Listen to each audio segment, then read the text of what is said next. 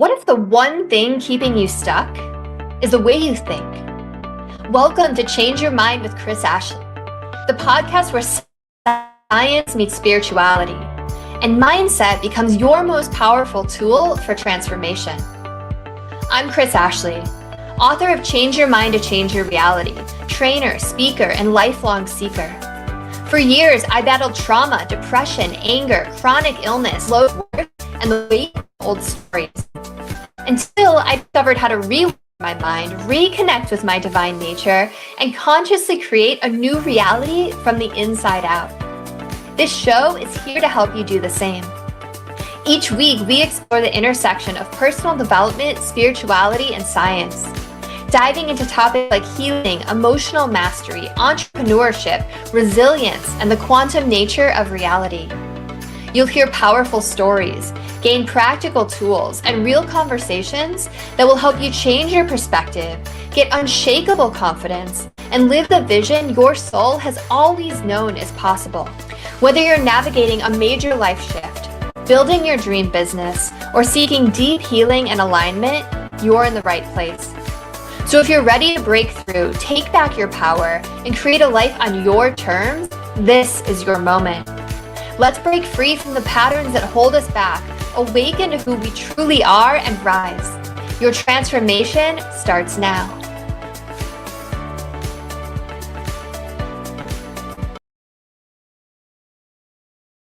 Podcast where we explore personal development, spirituality, and science. I'm your host, Chris Ashley. I am so excited for our guest today, all the way from Essex in the UK. But first, couple quick announcements. Head over to the links in the show notes. You'll find ways to connect with my guest. You'll find ways to connect with me on social media or through my website. You can sponsor the podcast. You'll also find a link to my book, Change Your Mind to Change Your Reality. It was endorsed by 3 people from the film The Secret. That's Marcy Shimoff, Michael Beckwith, Bob Doyle. It was also endorsed by Anita Morjani, who wrote Dying to Be Me, and John Gray, who wrote Men Are From Mars, Women Are From Venus. So go check it out.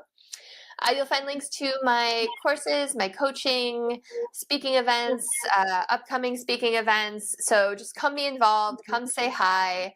And as always, this podcast is part of the Los Angeles Tribune Podcast Network. We are doing amazing things in the personal development realm, so come be a part of it. All right, so with me today, I have Julie Fitzpatrick.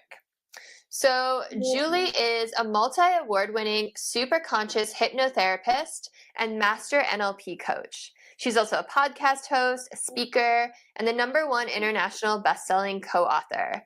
She is the founder of Millieside Therapy and Coaching. So welcome, Julie. I'm so happy you're here with me. Oh, hello. Well, thank you for having me. I'm really excited. I just love to talk, so it's a perfect combination. Well, I love talking about hypnotherapy and NLP, so I think we're going to get along really well. But I always start my episodes off the same way, and that is by asking my guests what their origin story is. So if you wouldn't mind for a moment, just sharing a little bit about what put you on this path to become this award-winning hypnotherapist and NLP coach. Oh, sure. I'd love to. So I am, what am I now, 56. In the pandemic, in 2020, I was working in the corporate world, which I had done at that point for about 32 years. I did take a little bit of a break from it, probably about 15 years prior to that, where I trained as a counsellor, like a talking therapist, but I never took that on really as a career. I did it as a volunteer for a while. So I was kind of caught in the rat trap, really, of being in the corporate world, earning good money, and I didn't really know how to get off it, if I'm honest. I didn't know how to get off that hamster wheel. But in the middle of the pandemic, as I said, the universe decided that it was my time, and it gave me a huge nudge, pushed me off and made me redundant. So I decided to think about what it is I really wanted to do, because by this time I'm like, do you know what, I'm done with this corporate world. It doesn't rock my boat anymore. I was stressed, anxious, and at the time I didn't realise it that I was going through the menopause. So there's a whole load of fun stuff that you've got coming, Chris, in the future. But, you know, you've got a long way off of that yet. So there I was. I thought, well, do you know what? I need to still work though. So I managed to manifest myself a job I said, I want another corporate job that earns me the money, but I don't have to do too much. Bang, I got it. I didn't realise I was good at this point of manifesting. And then, so I went back to work. Then I started to retrain myself. So I started on an NLP, neuro-linguistic program. And then once I was doing that, I then started, by the power of social media, which I now know is probably because I spoke about it and then it appeared in my feeds. I signed up with a business coach because I knew nothing about building a business, never even wanted to have a business, if I'm honest. It was never something that I thought I was going to do. Then I just started practicing on clients, and then I was like, oh my God, this power of the mind stuff is like phenomenal. And what do you mean we can change physical things as well? And it's like, oh my God. So then after the NLP, I carried on and did a master in NLP. And then through the power of social media, a lady called Marissa Peer came into my life. Now she's the founder of Rapid Transformational Therapy, which is hypnotherapy based, but it's all around really regressing people back and going to the root cause of what's happening and happened to them. It is phenomenal. And then I carried on training, and I enhanced my hypnotherapy skills, got my clinical hypnotherapy. But then I started tapping into, I was doing all this work on myself as well, by the way, going through a program to uncover my beliefs and everything. Then I started understanding the power of my superconscious and my higher self. And you can see a beautiful Great Dane in the backdrop here, but sadly he's not with us anymore. But when I started on this journey, he decided he was going to be my therapy dog. So he started attending the sessions that I was having. And I've got a summer house down the garden, so I started having clients in there, and he decided that he was coming with me. But when I started on the old website and the logo and all that, he became part of it. And then in May 23, sadly he died, and it floored me. It was like, my current husband is my second husband, and we decided not to have children. We both got children from previous relationships. So he was our baby, he was our child, and our whole life revolved around him. And because he was huge, he was just like a local celebrity, and everyone knew him. And you couldn't go for a walk without people stopping to have a conversation with you. Even cars would stop to get out of the cars to come and say hello to him and have their photos done with him. So it was crazy, crazy, crazy. But then the day after he died, I had this message that came into my head and said, Julie, you've got to write a book. And I'm like, okay, never wanted to write a book. I've had a chapter in a book, as you alluded to at the beginning there. And it's like, okay. And then this message just said, it's a story of Luther's life, but it's got all these little flashes, and these were people's stories. And it said you've got to have other people's stories about how animals have transformed their lives. And I was like, okay. So I went out on social media and said, look, I need some stories. If anyone's got stories, send them to me, which they did.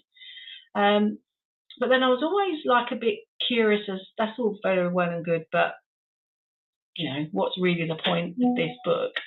And shortly after Luther died, one of my clients had registered a star in his name. And up until this point, I've been trying to connect to my body. I didn't really understand this whole getting out of your head and feeling in your body and all that kind of thing. And when I was doing a meditation with one of my training groups, and they said, imagine you're looking into the sky, you've got your favourite star of origin. And I suddenly went, oh, I got my Luther star. And from that moment, that was when I got my first mind-body connection. Mm-hmm. And from then, the book kind of evolved into the story of Luther's life and our life with him. But it's about losing your pet, how other animals have helped people, but also about how he helped me in my life, but how he helped me in his death as well. And I've since found out he's one of my guiding, spirit guides. And he's come to visit me at a yoga class. So I know he's still there. He comes into my dreams.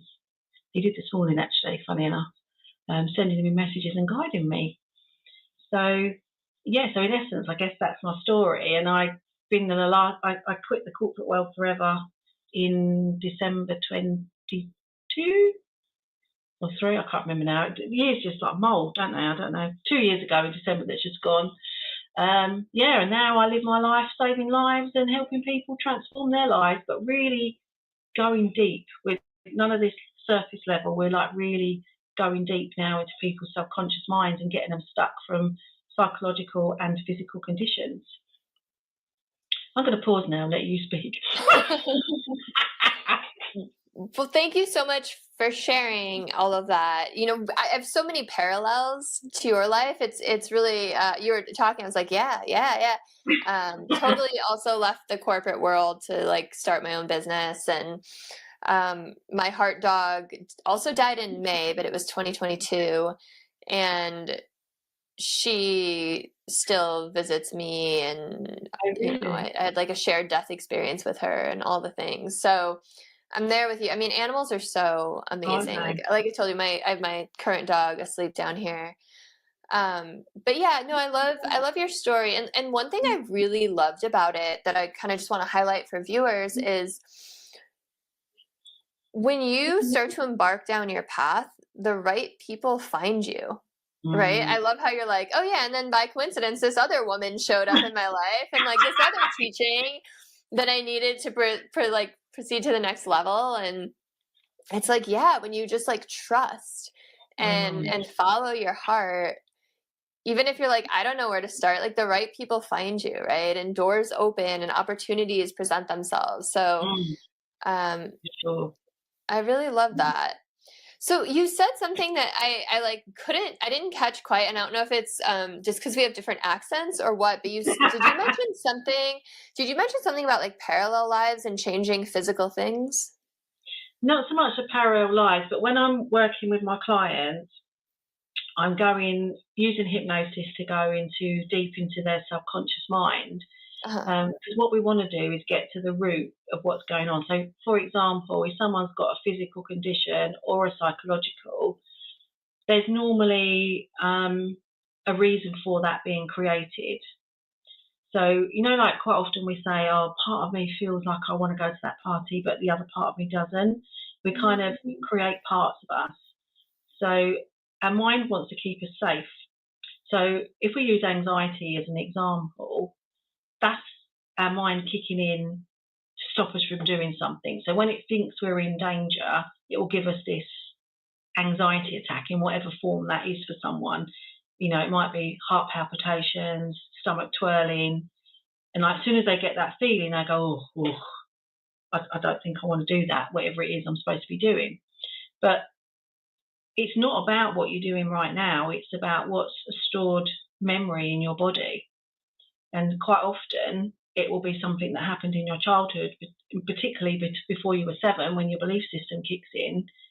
But your body will store that physical reaction. And every time your mind needs to keep you safe, it'll go poof, and it'll whoop you right back to, say, when you were 5. So the reaction isn't anything to do with what's going on now. It goes back to your childhood.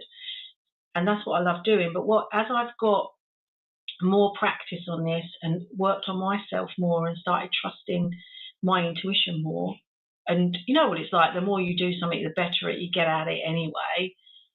We started to get feelings and emotions from ancestral situations. So quite at the point of conception, we can actually inherit our parents' fears, emotions, you know, at that point, which is quite scary, because that means not only are we trying to deal with our stuff, we're dealing with theirs as well. And you're like, cheers, Mum, cheers, Dad, thanks for that. But sometimes, I haven't particularly experienced this that much, but it can go back to past lives as well. I mean, clients gone into the womb, which is also quite scary, especially, I know you're a new mum, aren't you? And it's like, once you start hearing all this stuff, you're like, oh, what have I done? Have I messed them up already? I remember when... no pressure, right? Yeah, no pressure as a parent. I remember when I started doing all this training, and I said to my son, I'm really sorry. And he went, what for? I went, I don't know. I've messed you up somehow. I know I have, because just by the nature of it all, the way it works, you know. But it's really difficult, because you don't know, you can be the best parent in the world but mess them up, right? It just depends on how they interpret that love, or, you know, if it's a negative thing, how they interpret it. But because we're interpreting so much without any logic, that's the belief system that we're sticking with. And as an adult, if we haven't worked on it, we're living our lives on decisions that we made maybe when we were 4 years old, which is quite scary, isn't it, really? So okay, if someone comes to you with anxiety and do you regress them back into the point where they first felt that, and then is it just like feeling that anxiety again or knowing where it came from can kind of like undo that tangle? And then do you have to like replace it with like a different thought or belief? Like what's the process look like? Yeah, good question. So basically what we're doing, we're trying to find the root of where that anxiety or whatever it is we're going for. So when we identify where it is, it might have been, when I was 5, I was in my bedroom and I called out for my mum and no one came. I felt, how did you feel? Well, I felt scared. I felt unloved. I felt that no one wanted me, and you start unraveling what beliefs that 4-year-old came up with at that time. And then we look at, like, where is it in your body? And it'll be, I feel it in my heart. Okay. So what we do that a few times, or we might do different techniques, because I've got a whole toolkit of stuff, but we might do that a few more times, because what we want to be sure of, that we get to the real root the first time it happens. So I might think, I think it might go back further than that. Or if they say, I was 20, you're like, it's going to go back further than that. So we might go again, but we'll keep doing different things until we feel like together that we've got quite a good understanding of where it's come from. And then we do different techniques to eradicate it. So we've gone digging, we've identified what the root cause is, and now we want to do different techniques to eradicate it. Now that might be doing a thing where we just talk our way through and go, well, do you understand then? Can you see how this is what you're doing? This is how it's impacting your life now. Can you see how that's connected, and it's detangling that connection. So we're not getting rid of the scene or the event, we're just detangling the emotion that's around it. And then we kind of look at it, if it's a physical reaction in your body, we go inside and go and talk to it. So if it was in the heart, say, we go, okay, where is it? Oh, it's in my heart. What does it look like? What does it feel like? And then we go and talk to the part. It sounds a bit crazy, I know. And we say to it, like, basically we want to understand what its role is. What did you come into their life for? And it might be, well, okay, Chris, when it came into, we asked some questions, and we go, how old was you when you came into Chris's life? And the number comes up, 5. Okay, so what was going on in her life when that happened then? And then we can see whether what we already had was the root, or there's another root. So sometimes I might even do that bit first. There's a whole array of different things. So we've identified it, and then we kind of remove the feelings and emotions attached to it. And then what we do is I give you a recording, and this is very bespoke to you. And it's about some work we would have done in a pre-session to understand what it is we're looking for. And if it was anxiety, it'd be like, okay, what would your life look like if you didn't have it anymore? So we get the future pacing part of it. And then you listen to that recording for at least 21 days after the session. So if you imagine like you're a tree and you've got all weeds growing around you, when we just talk about something, we can definitely trim that stuff back because it makes us feel better for a while. But if we haven't got the root, it's going to grow back. So we are going in, digging the root, throwing it out, and then we're going to sprinkle some new seeds, aka the recording. And over time, you're going to create new powerful beliefs so that you love who you are, because one of your beliefs might have been you didn't feel good enough. So you are amazing, you are phenomenal, and you've got all this stuff that you're listening to every day and embedding that new powerful you, and then you just feel amazing. In essence, there's a few other bits around it, but yeah. And this is all under hypnosis, right? Mm-hmm. Yeah. I love the idea of going and listening to it for the 21 days to get to the root, because as you were talking, it was like, I was thinking, it reminds me of a little bit. Like I've done EMDR where, it's following a thread, a storyline, and then seeing where it goes in your past. And then you're describing it, the color, the texture, where it is in your body. Yeah. But one thing that I've noticed with EMDR, and I've loved it, I've had great success with it, but I've also noticed like the same things kind of keep coming up. Like it doesn't totally eradicate it fully. Mm-hmm. And it totally makes sense what you're saying. Like, it kind of trims it back and you have to go for the root. Mm. So when someone's like re-listening to this, what does that do for them? Like, does it reactivate them? Does it just kind of, it just, yeah, like what is it, what's that process of someone like re-listening to this? Yeah, so basically you're rewiring your neural pathways. And what's great about science now, we can actually prove all of this. So neuroplasticity is all about, we used to think that that's where the word mindset comes from actually. They thought your mind was set. We know that not to be true now because we know what we can reprogram our minds, right? So when we've done the session, we've almost given, if you imagine like a computer or something, you've given it a big reboot. It's gone, and now we're with the recording, we're settling down those neuro pathways, but we're actually opening up neuro pathways as well, ones that maybe weren't there before. So you might start getting memories of things that you've forgotten, and you might just find that, oh my God, I forgot about that. That's amazing, and your life will just open up now because it's not, the big important thing is you're not being stuck back at that spot where you were before. It's a little bit like, if you imagine a hose pipe, you turn the tap on, but it's got a kink in it, and some of it's trickling, but it's not flowing. So when you do the work, you're going to the root of where that kink is in that hose pipe, freeing that hose pipe so that your energy basically can flow through. So yeah, it's rewiring basically, and telling yourself that, rather than telling yourself that you're stupid and you're not good enough, you're amazing. You can do anything you want to do, and your mind will listen to what you tell it. So that's kind of, that kind of is like what my next question was. When you're talking about re-listening to this to create new neural pathways, maybe I misunderstood. I thought you were re-listening to the session where you're like revisiting where that happened to you. No, And so I was like, well, no. wouldn't that be like reinforcing it? No. Or like but if you're re-listening to like the new seeds, that totally makes sense. Yeah, no. You're not. Okay. No, we don't record the actual session. No, and you're absolutely right. That would just be traumatic, wouldn't it? Yeah, that's why I was kind of like, that's interesting. Okay, that makes I'm glad you much more sense. clarified that, because maybe other people were thinking the same. It totally might have been just me misunderstanding, but okay. So that totally makes sense. And I mean,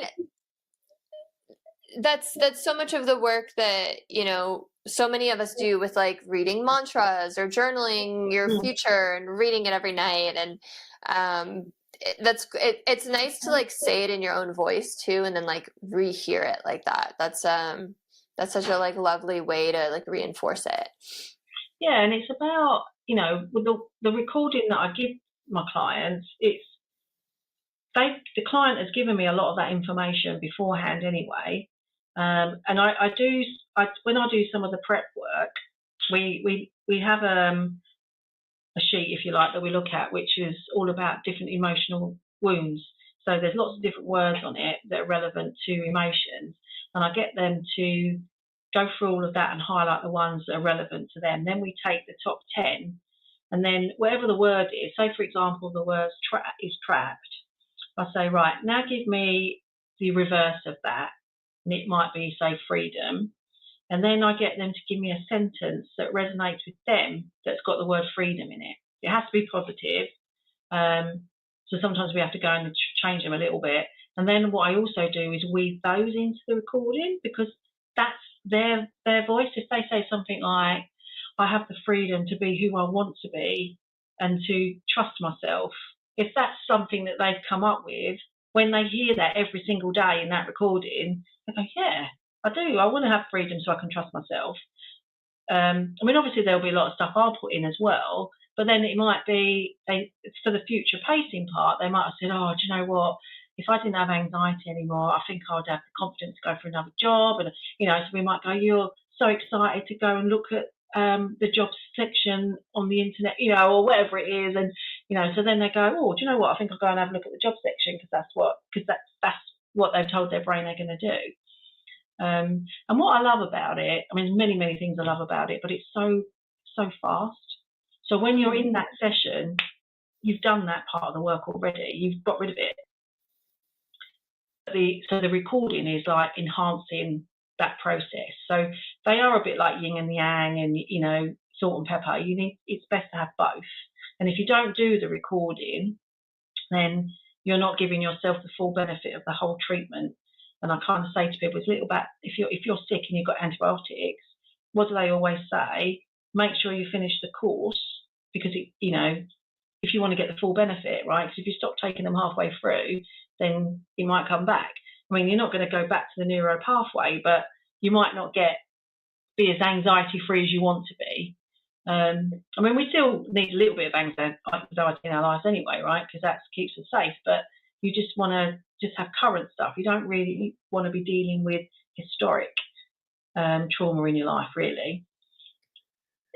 Yeah, absolutely. And I mean, it kind of is like when you change that neural pathway and you don't replace it with something, it's like that's an empty gaping hole to replace with whatever thoughts or beliefs come in, right? Yeah. So it's like you got to take advantage of the opportunity to program something more positive. Exactly. That's really cool. So a lot of times when I have guests on that do, I don't know, some kind of service, like I'll ask for some sort of like little demo, but obviously you can't, put me under hypnosis. But is there any, just, you made me think of it with like the words that you choose or anything. Is there any kind of little demo that we can do just for listeners so they can get a better idea of what it looks like? Okay, so it can't be a visual demo then, can it? It has to be a verbal one. Yeah, and if it doesn't work, it's totally fine. But... I mean, everything is about the power of language. Yeah. Right? So one thing that I teach my clients all the time is we have to put ourselves first, right?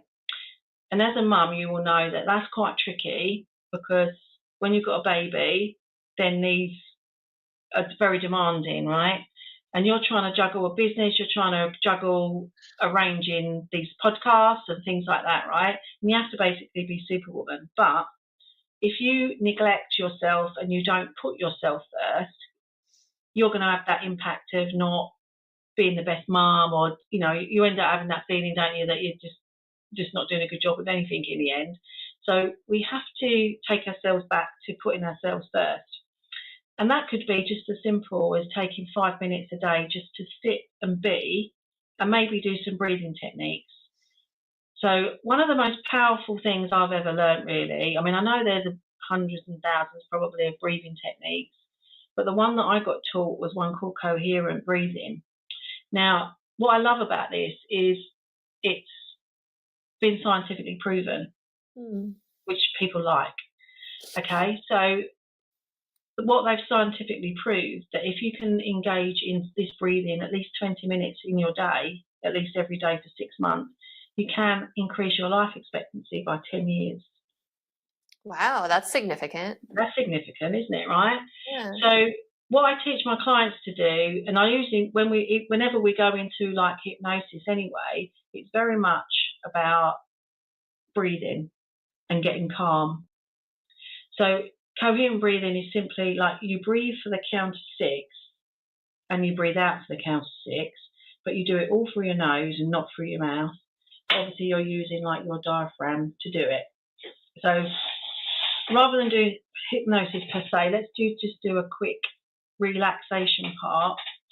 So I would say to people, just get comfortable. If you can put your feet on the floor, do that. Then I want you to close your eyes.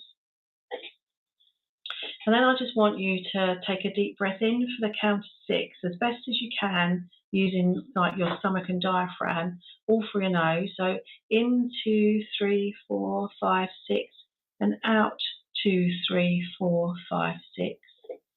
In 2, 3, 4, 5, 6, and out 2, 3, 4, 5, 6. And just focus on your breathing just for a few moments as you listen to my voice. And as you listen to my voice, I just want you to take a moment just to take time out for you, just to be calm, just to be relaxed, have no guilt, and just feel your feet on the floor, and just feel how good those feet have been for you.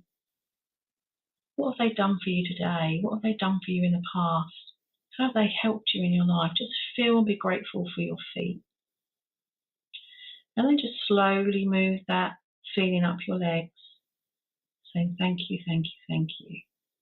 As that goes up your body, imagine it's like a white light going up your body, up to your pelvis.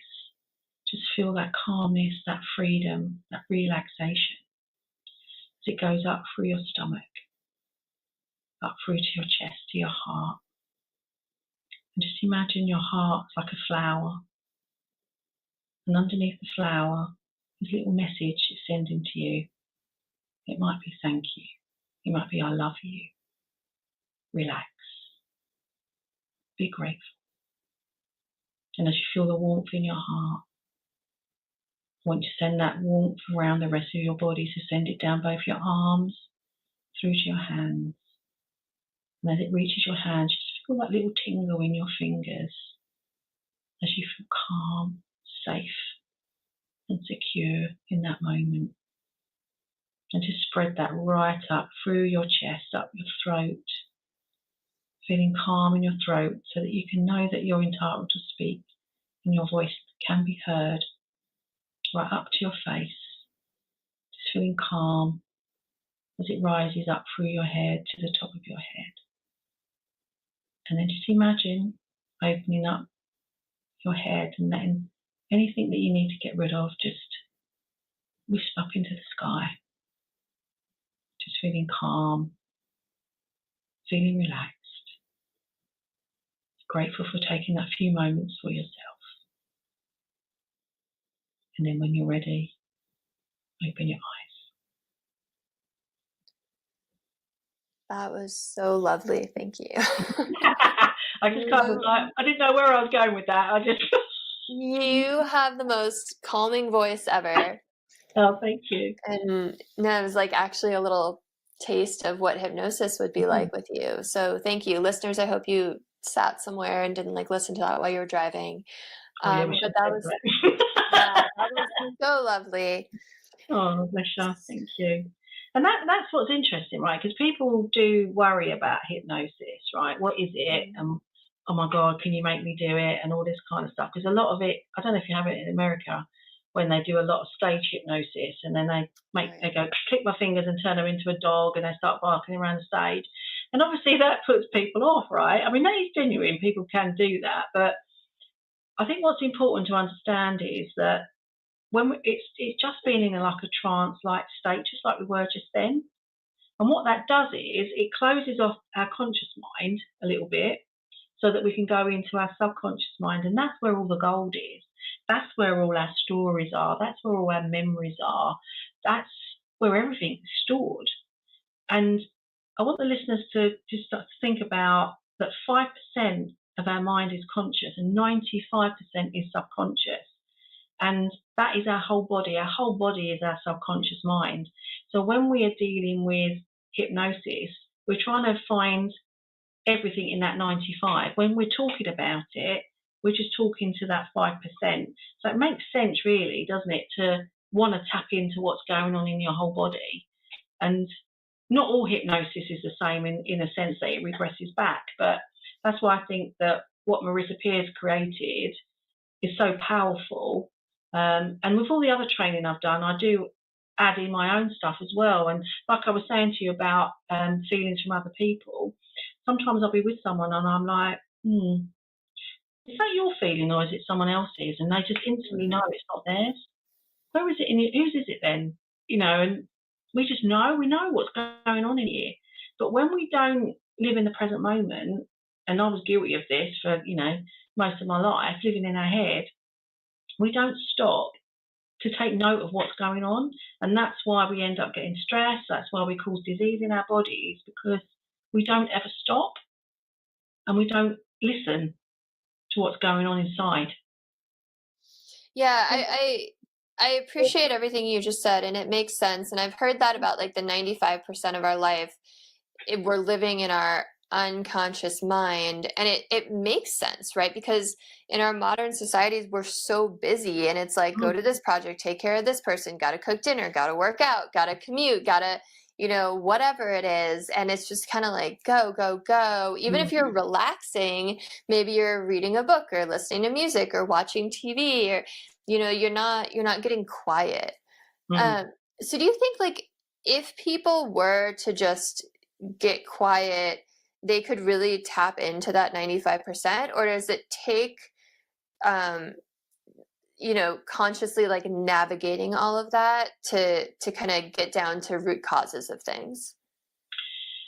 I mean, I think to get down to root causes, it probably is a little bit harder to do, because you've got to really maybe know what you're asking and know what you're feeling. It is totally possible. But I think what we could do, we could use it more on an everyday basis. So, like, for example, you might say, oh, I've been offered this job, but I don't know if I want it or not. Now, you might think, well, it's good money, it's going to be this, it's going to be that. But on the other hand, it's going to take me away from this, and it's going to be really hard with the kids, So you do like your pros and cons, but quite often your ego will make that decision, and your ego might not be the right person to make that decision. So what you can do is put yourself into a little trance like we just did, and just close your eyes and say, right, what is it I really want to do? Do I really want that job or not? And if you just ask a specific question and give it time just to answer it, it will tell you all day long what you should do. The problem is, we might say, oh, my heart says this, but my head says this. And we tend to go over our head. But we should be listening to our heart, really, because that's where the essence of it all is. And I think if we all got better at that, I think we would make much better decisions in our lives. I really do. I really love that. And it goes back to kind of what you were saying before, like, our body feels it, right? Like, if you're asking that question and you're quiet, and maybe you get like a heart palpitation or something, you're like, maybe that would cause me more anxiety. Like, what it kind of reminds me of is heart math. Are you familiar with heart math at all? No, it's heart math. Ooh, you would love it. So the Heart Math Institute actually does like a ton of research. They're amazing, and they've found that they've like measured the electromagnetic field outside of the heart. But they have one on my shelf, but they have like little, it connects to an app on your phone, but you like clip it on your ear, and it can like put you in like an alpha brainwave state. But a lot of what their thing is like, you put yourself in like a relaxed state, and you put your hand on your heart, and you imagine your heart, and I think you like feel it, and you're like, you can ask your heart questions, right? And it's like, heart, what is it that you want to tell me, right? And it's always messages of love, right? But a lot of what they promote is you can ask questions like, should I do this or not? And like, you kind of get these like instant answers in your mind. But you would like it. You should check it out. It's really cool. Yeah. And they're incredible, like science backed, and just yeah. I suppose it's, in a way, it's a little bit like oracle cards or something as well, isn't it? I've only recently got. Have you heard of oracle cards? I've got I do have a deck. I don't use them very often, though. Well, I've only recently got this pack, and funny enough, I haven't used it for a while. But these are sort of kind of a bit similar, really, in the sense that you've got your pack of cards, and you like put it on your heart and go, okay, so should I go for that job or something? And then you can just pick the card that resonates with you, and then quite often it'll be, you need to follow your part, or something like that. Yeah.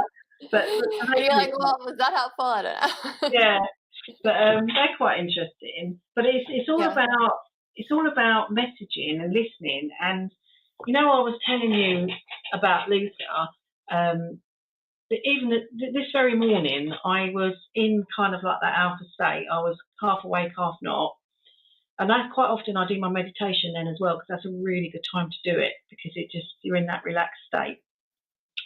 And I was having a dream. It's a bit weird. Dreams are weird anyway, and you're like, what? But I'd driven my car somewhere, but I couldn't remember where it was.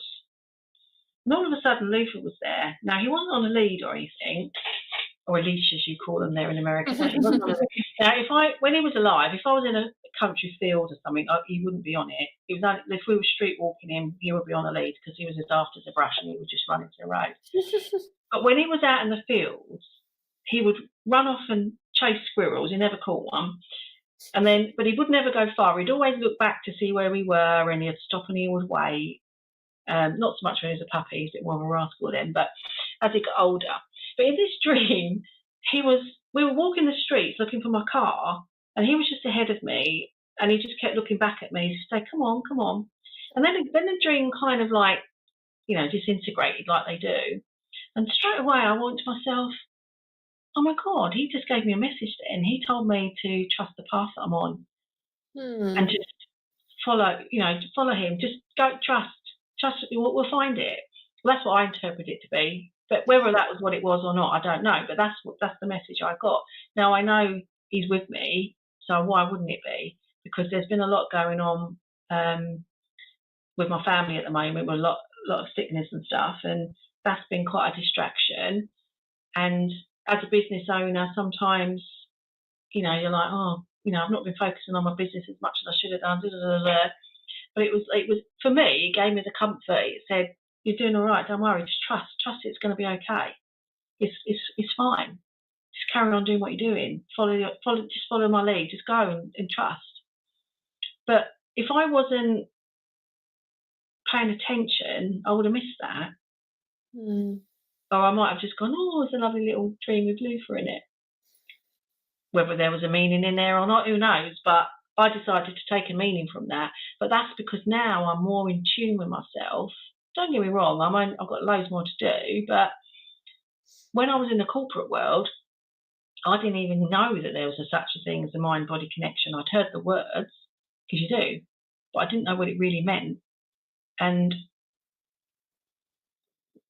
I think that's so common for many people. You don't have to be working in the corporate world. You can be working or doing anything in any part of your life. But until we understand that we need to start learning this emotional intelligence, which is that you have to connect with yourself.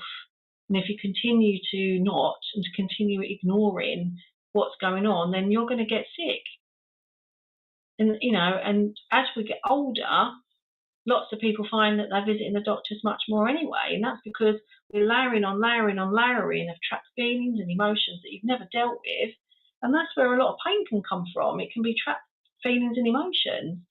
And Louise Hay, she's very famous for, isn't she, saying that each part of your body it traps different things. Like, for example, your hips, that can be a lot of trapped feeling, pain and things like that. All around your body, like if someone can't speak, the sore throat, well, sometimes that might be because you feel like you can't express yourself. Hearing problems, you're trying to avoid hearing something. Everything's connected. And whether we like it or not, whether we get on board with it or not, it is a thing, as you well know. Yeah, absolutely. Absolutely. And I love the dream about Luther. Is his name Luther? Is that what you said? Yeah. That's a really cute name. And you were kind of like, this is what I took from it, but like, no, that's 100%. Like, if you took that from it, that's what you were meant to take from it, right? And yeah, I just love what you're saying. Like, there's messages everywhere, right? We have guides, we have guardian angels, there's other spirits around us. Like, messages are there if you slow down and pay attention. And yeah, I think that's so beautiful that you're getting that reassurance through your dog. And I just love everything you've talked about. Is there any last message that you really want to leave people with today that maybe we didn't cover, that you just want to like get out into the world? One of my mantra things is about moving people from stuck to unstoppable. And what frustrates me is there's so many people out there in this world who are limiting their life on what they can achieve, what they can do, because they don't know any different. And my passion really is to get people to understand that you don't have to live like that. There's so many things out there that you can do to help you, but it has to start from within. You're going to have to want to change. And we can do so many simple things, like just listen to the language we're telling ourselves. If we're saying, I can't do this, I hate myself, I'm never going to be able to do that, well, guess what? You're never going to be able to do that. So just by switching the way we talk to ourselves is a huge, huge step in the right direction. I would also want people to understand the power of your mind, right? In particular, your imagination. Now, if you think about fear, most things are fear-based, and that actually spells out false evidence appearing real, right? Anxiety, stress, overwhelm, fear of success, fear of failure, procrastination, self-sabotage, etc., etc. They're all based on fears, right? We're only born with two: fear of falling, fear of loud noises, right? Your little baby, it's just that's all that they're worrying about right now, because we haven't, they haven't been sucked into the world yet. So everything else is learned. Our beliefs are learned and created by what other people have said or what we've created ourselves, right? So don't believe the negative things, switch it around and believe the positive. Now, your imagination is the most powerful tool you've got. So rather than waste it imagining what might happen, worrying, stressing, if you could just flip that, imagine what you could do. And there's no limit to your imagination. It doesn't cost anything. You can use it as much as you like. There's no limit. It's not like a mobile phone network that you've only got 30 minutes or something a week. Use it, but use it for the good. Stop being so negative about everything and start using the power of your imagination to imagine how amazing your life could look like. That would be the things, I think. Yeah, I so appreciate everything you said. I talk about so many similar things in my book. We're very much on the same path. I think our imagination is the tool that we were given to manifest everything that we can create. And I love what you were talking about, like negative self-talk. Like you can spend just as much time and energy telling yourself positive things. Right? And I think psychologists estimate 70 to 90% of our thoughts are negative and redundant, but when we get conscious of that, then we can replace them. So I appreciate you so much. Thank you so much for your time. Thank you for sharing your insights. I'm sure people want to know where they can find you, how they can connect with you. So if you want to just share that for a moment. So my business name is Millieside, which is Millieside. So that's my name on my website. I'm Millieside Therapy and Coaching on all my social medias, on YouTube, apart from Instagram, which is Julie Millieside. Not sure why, but it is. So Millieside Therapy and Coaching. I do have my own YouTube channel, which you're going to appear on, because we are exchanging podcasts. Yeah, I'm excited.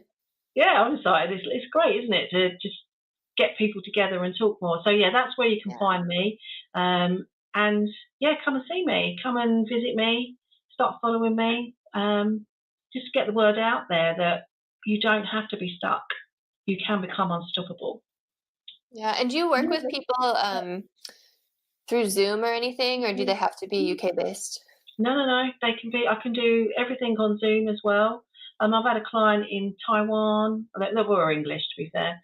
Australia, America. Yeah, absolutely. I mean, the only thing we've got to contend with is the time zone difference, but other than that, it's all good. So I can do it face to face if it's local or completely online. I work with people on a one-to-one basis if you want like real in-depth change, but I also have a group program which is called Your Breakthrough from Stress and Lack of Confidence to Inner Peace and Clarity. So I'm really super proud of it actually, because it's all about providing the conscious information so that you've got that emotional intelligence, but also it's got hypnosis in it, it's got audios in it, it's got workbooks in it, and then at least twice a month I do a live where we're open to Q&A and coaching, and sometimes I do new content, and I'm always putting new stuff in there. So I'm really proud of that, because you can get so much from working as in a group as well, where people work together, and most people have got, although they've got their own lives, fundamentally it's all very similar, isn't it? They're all stressed, they're all too busy being busy, they haven't got time for this and all that. But so actually the program's broken into a triangle, and one of it is taking people from self-neglect to self-respect, time poor to time abundance, and poor health to health reboot. So it is about capturing all those areas so that you can actually put yourself first and take your self-care, be careful with it and know that that's the most important thing. Sorry, I said that really badly. Sorry about that. No, amazing. It sounds incredible. And I'm going to have all those links in the show notes so people will be able to find you. Thank you so much, Julie. I appreciate your time. It was so wonderful to hear your insights. I'm excited to continue the conversation on your show. And if you're listening and there's someone in your life who you think would resonate with this, please send it to them. Like, comment, share, subscribe. Let's lift up humanity. Have a beautiful rest of your day, everyone.